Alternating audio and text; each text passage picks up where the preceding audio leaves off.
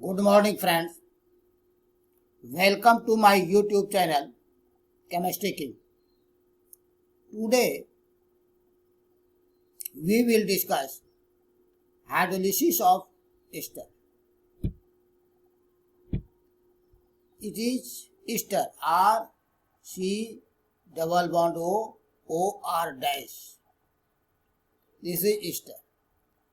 It may be hydrolyzed either in presence of acid or in presence of base. It is water, HOH. Water will attack at this point, OH will come left side and H will come right side, leading to carboxylic acid and alcohol. First of all, we will see base catalyzed hydrolysis of ester. It is base. Suppose you are taking potassium hydroxide, aqueous potassium hydroxide. It is base. Hydroxide ion will act as a nucleophile. So, it will attack at carbonyl carbon. Friends, you know, nucleophile attacks at carbonyl carbon very frequently, and so this pi bond will break in this fashion, leading to this species. Again, when this electron come back, this sigma bond will break in this fashion, leading to this carboxylic acid. Okay, here carboxylic acid, you are getting carboxylic acid and alkoxide ion. Okay, alkoxide ion.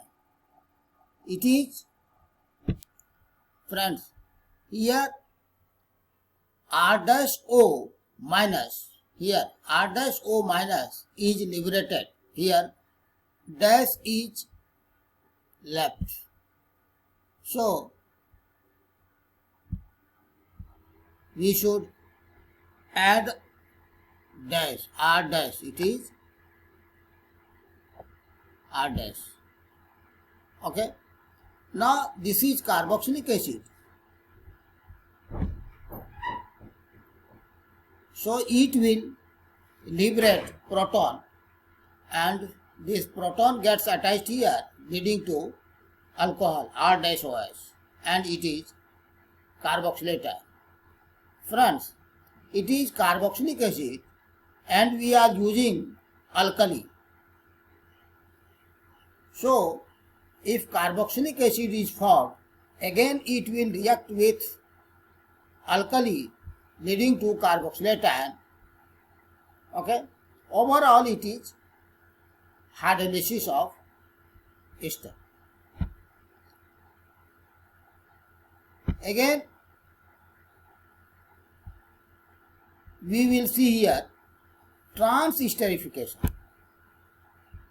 Trans-esterification. If it is R double dash O minus, suppose sodium alkoxide, potassium alkoxide is being taken here in place of alkali, OH minus. If we don't take OH minus and it is alkoxide ion, sodium alkoxide, potassium alkoxide, it is also base. If we take this base, then this base or this nucleophile will attack at this carbon and this pi bond will break in this fashion, leading to this.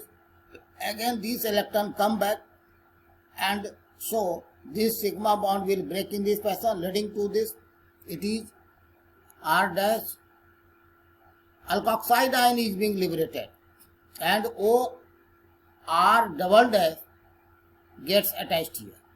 It is also ester, but it is ester of this R dash and here R double dash, means this ester and this ester both are different. So, this phenomenon has been said to be trans-esterification. Transesterification. Okay. So far, we have seen hydrolysis of ester in presence of base, followed by transesterification. Now, second is acid catalyzed hydrolysis of ester.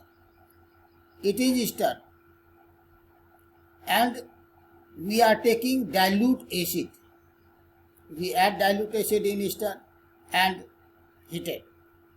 It is heated.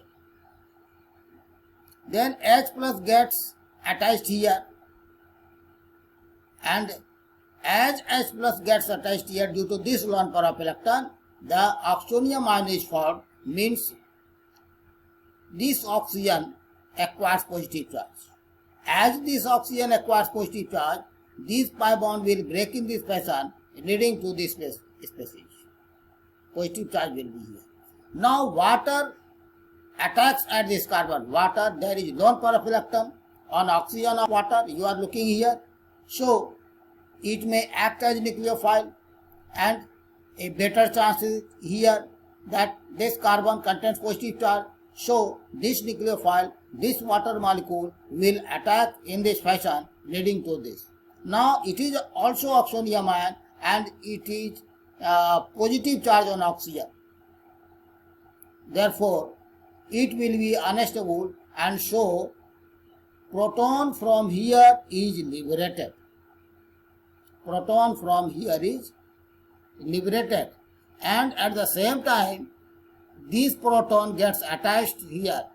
Here lone pair of electron is there, is with this oxygen. Therefore this proton will get attached with this oxygen, leading to this. This is positive charge.